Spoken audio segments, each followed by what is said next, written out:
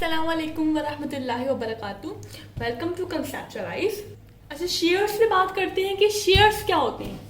Capital of a company is divided into units और parts of equal amount. जो company का capital होता है उसमें हमने बात करी है कि वो डिवाइड होता है यूनिट्स में, ठीक है, यूनिट्स में या पार्ट्स में इक्वल अमाउंट के। जैसे कि मैंने बात करी कि एक शेयर की क्या पार वैल्यू क्या होगी, 10 रुपए। पार वैल्यू क्या होती है इस पर बात करेंगे, अभी इसको भी समझेंगे। तो वो डिवाइड है 10 रुपए, यानी कि हर शेयर की वैल्यू क्या है 10 रुपए। तो कैपिटल कंपनी का डिवाइड हुआ है यूनिट्स में या पार्ट्स यानी हिस्से हुए में है इक्वल अमाउंट के। उसका हर हिस्सा, ठीक है, अगर 7 लाख रुपए कैपिटल इश्यू करा है तो 10 रुपए में वो डिवाइड हुआ है। तो वो जो हर हिस्सा, हर यूनिट क्या कहलाएगा, शेयर कहलाएगा। ठीक है, हर हिस्सा जो कैपिटल का जो डिवाइड हुआ है इक्वल अमाउंट में वो क्या कहलाएगा, शेयर कहलाएगा। अब मैंने जितने शेयर्स खरीदिए मैं उस हिसाब से कंपनी की क्या बन गई, ओनर बन गई।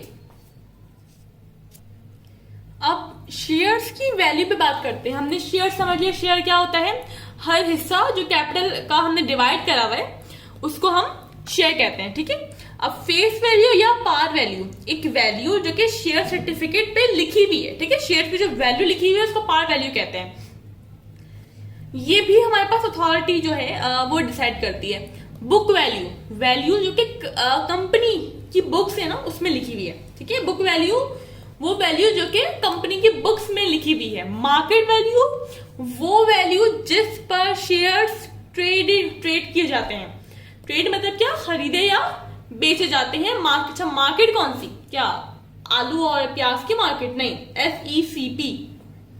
इसका मतलब क्या है, stock exchange commission of Pakistan. यहां सेल किए जाते हैं जिस वैल्यू पे, वो मार्केट वैल्यू। अब मार्केट वैल्यू और पार वैल्यू अक्सर डिफरेंट होती है। डिफरेंट क्यों होती है, पार वैल्यू अक्सर 10 रुपए होती है। ठीक है, अगर नहीं भी आपको क्वेश्चन में दी हुई तो आप 10 रुपए अज्यूम करोगे कि शेयर्स की वैल्यू जो शेयर्स की पार वैल्यू है वो 10 रुपए है। मार्केट वैल्यू डिफरेंट क्यों होती है, इस बात को समझते हैं।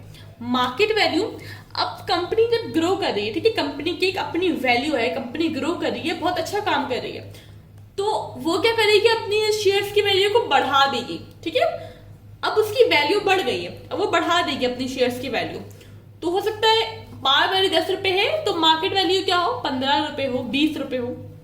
लोग खरीदेंगे क्योंकि कंपनी को पता है कि उन कंपनी की वैल्यू है, कंपनी बहुत अच्छा काम कर रही है, बहुत ग्रो कर रही है, तो उसने अपनी मार्केट वैल्यू बढ़ा दी। अब आप इसी का हम दूसरा एग्जांपल ले लेते हैं कि कंपनी अब अच्छी नहीं चल रही है। ठीक है, कंपनी के बहुत बुरे हालात चल रहे हैं, अभी बैंकक्रप्ट होने वाली है, या यानी काफी जो है ना वो फाइनेंशियल तौर पे वो वीक है अभी। ठीक है, इतना अच्छा काम नहीं कर पा रही, इतना अच्छा बिजनेस नहीं चल रहा है अभी कंपनी में।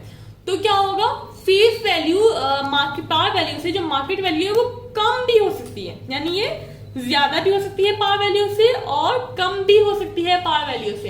तो अगर 10 रुपए पार वैल्यू है तो हो सकता है इस कंपनी का शेयर 8 रुपए में बिक रहा हो। कितने बुरे हालात आ जाए कंपनी के कि भाई बहुत बुरा हाल चल रहा है, कोई कंपनी के शेयर्स नहीं खरीद रहा। राइट, अगर कंपनी बिजनेस अच्छा नहीं कर रही तो शेयर होल्डर्स को पता है कि भाई ये हमें डिविडेंड यानी प्रॉफिट, डिविडेंड क्या, प्रॉफिट भी नहीं दे सकती। प्रॉफिट के लिए तो हम शेयर्स खरीदते हैं। जो शेयर होल्डर्स हैं वो शेयर्स क्यों खरीदते हैं, प्रॉफिट के लिए, पैसे के लिए। तो उसको पता है जब कंपनी बिजनेस नहीं कर पा रही, कंपनी का बिजनेस सही नहीं चल रहा, तो वो शेयर्स नहीं खरीदेंगे। इस वजह से कंपनी अपनी शेयर्स की जो वैल्यू है उसको कम कर देती है, पार वैल्यू से भी कम कर देती है, नुकसान में बेच रही होती है। ये एक छोटी सी एग्जांपल है। ऑथोराइज कैपिटल हमारे पास कितना है, 10 लाख। ठीक है, 1 मिलियन यानी 10 लाख।